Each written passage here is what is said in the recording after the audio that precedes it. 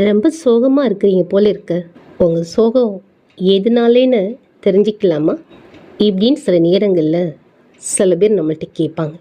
நம்மளும் அவங்கள நம்பி ஏதோ நம்ம மேலே ரொம்ப அன்பாக இருக்கிறாங்க, இறக்கப்படுறாங்களே அப்படின்னு சொல்லி ஒன்றும் விடாமல் அப்படியே சொல்லிடும்.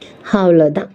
அதை அப்படியே எடுத்துகிட்டு போய் எங்கெல்லாம் சொல்லணுமோ அங்கெல்லாம் சொல்லிடுவாங்க.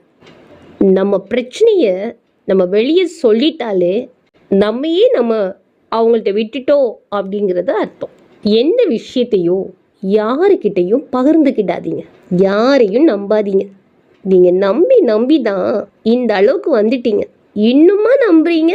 உங்களுக்கு எவ்வளோ பிரச்சனை இருந்தாலும் கண்ணாடி முன்னாடி உட்காந்துட்டு அங்கே தெரிகிற அந்த நபர் உங்களுக்கு ரொம்ப வேண்டப்பட்டவராகவும் நீங்களாகவும் இருந்து பேசி பாருங்க.